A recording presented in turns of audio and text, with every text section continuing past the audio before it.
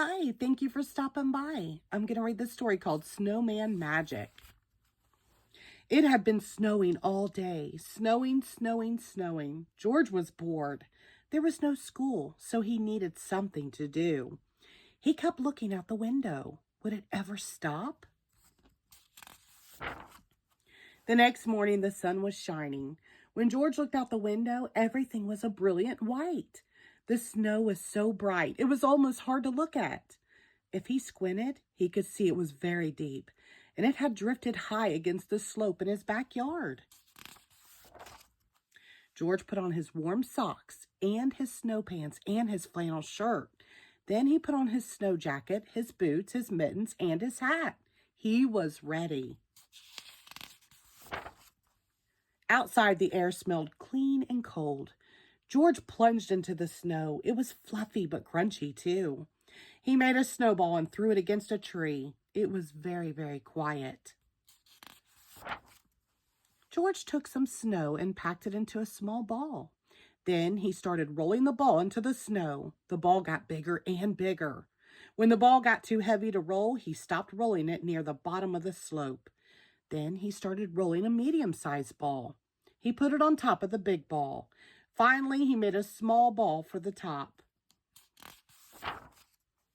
George went inside the house and found a scarf in the closet and a carrot in the refrigerator. In the old days, his mother told him people used to take pieces of coal and use them to make eyes. But there wasn't any coal in George's house, so he found 2 buttons and brought them outside with the scarf and the carrot. He carefully pushed the buttons into the small ball near the top. He stuck the carrot in the center. He found a few small twigs and used them to make a mouth. He wrapped the scarf between the top ball and the middle ball. And he found 2 branches to stick into the sides of the middle ball. It was a perfect snowman. George turned his head. He thought he saw the snowman smiling at him. Could it be? Time for a snack, said George. He went inside the house and got 2 mugs of hot chocolate and some cookies. He put them on the snow table. Would you like something to eat? George asked. I can't drink hot chocolate, the snowman said, but a cookie would be nice. It was magic. After their snack, George made a cave, tunneling deep into the slope. He piled up snowballs at the entrance. Then he threw a couple at the snowman.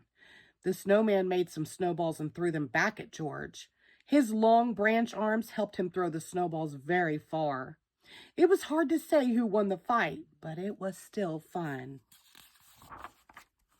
The snowman chased George around the yard, and then George chased the snowman. The snowman couldn't move the fast, so it was easy for George to sneak up on him. It was starting to get dark. George didn't want to go inside, but his mother was calling him. Goodbye, snowman, he said. I will see you tomorrow. George thought he heard the snowman say goodnight. The next day it was warmer. The sun was even brighter and the snowman was shrinking.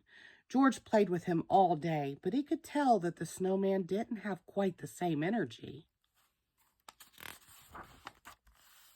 Then it was Monday. George had to go to school. It was another bright, warm day. When he came home, the snowman was almost gone. The scarf and the carrot and the buttons had slid down. He could hardly recognize his snowman. The cave had collapsed too, and the snow table had melted. The next morning, George looked out the window. It was snowing. Snowing, snowing, snowing. He couldn't wait to build his snowman again. The end. Thank you.